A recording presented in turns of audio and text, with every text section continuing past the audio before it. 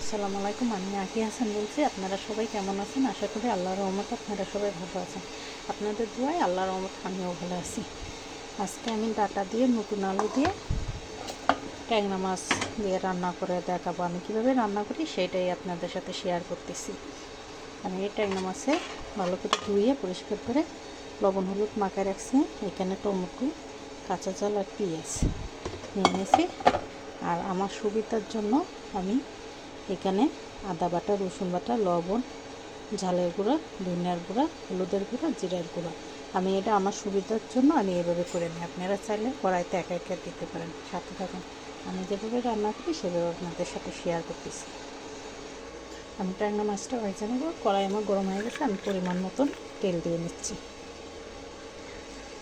তেলটা গরম হয়ে গেলে আমি ট্যাংরা মাছটা ভেজে নেব। আমি ট্যাংরা মাছগুলো সব দিয়ে নিচ্ছি একা একা। আমি ট্যাংরা মাছগুলো সব দিয়ে দিচ্ছি। এবার আমি ভেজে নেবো ভালো করে। মাছটা উল্টায় নিচ্ছি।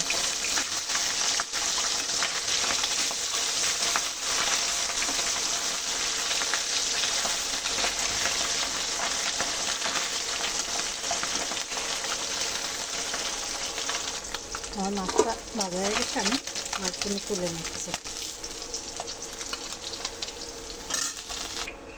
আমি এই তেলের ভিতরে আর কিছুটা তেল দিয়ে নিচ্ছি। নিয়ে আমি এর ভিতরে পেঁয়াজ দিয়ে দেবো। পেঁয়াজটা হালকা ভেজে নেব।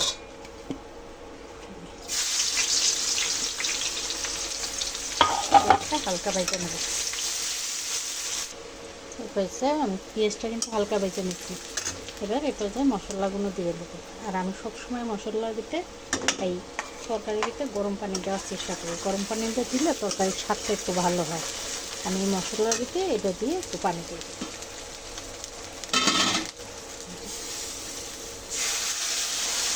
এবার ভালো করে মশলাটা কষায় নেব।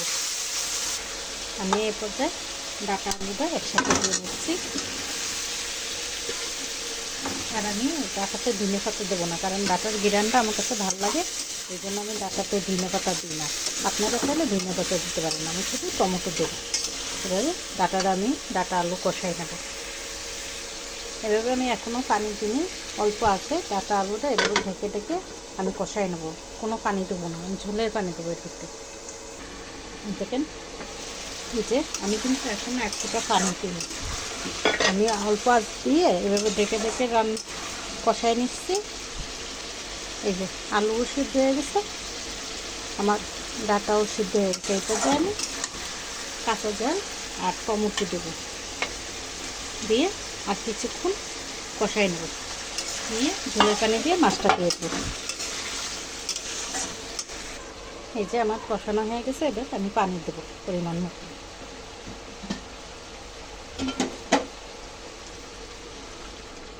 দিয়ে দিচ্ছি। আমি যতটুকু লাগবে ততটুকু পানি দিচ্ছি। দিয়ে মাছ ঢেলে দেবো।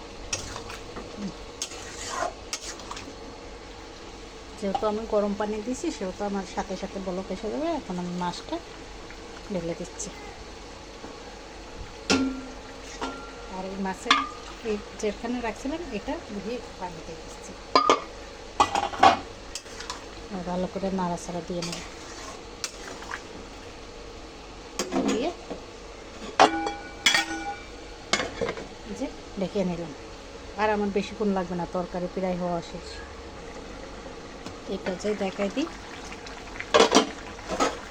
আমি আর একটু ঝোল টানাবো। আর যেহেতু নতুন আলু এত মোটা মোটা করে দিচ্ছি, নতুন আলু কিন্তু সহজে সিদ্ধ হয়ে যায়। তার জন্য মোটা মোটা করে দিচ্ছি, যাতে ডাটার সাথে গলে না যায়। ডাটা সিদ্ধ হইতে তো একটু সময় লাগে। আমি আর একটু ঝোল টানাই নামাই নেব।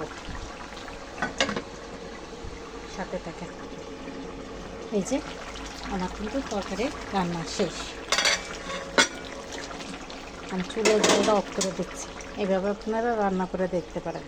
দাঁড়ান আমি ঢেলে দেখাচ্ছি। এই দেখেন উপর সাইডে আমার তরকারিটা কী সুন্দর কালার আসছে। আপনারা এইভাবে বাসায় ট্রাই করে দেখতে পারেন।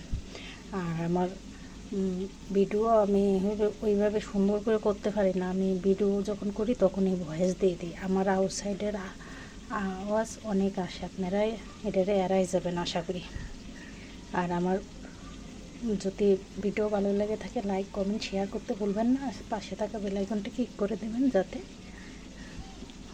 পরবর্তী ভিডিও তাড়াতাড়ি চলে যায়। আর ফলো করতে ভুলেন না, ফলো করেন।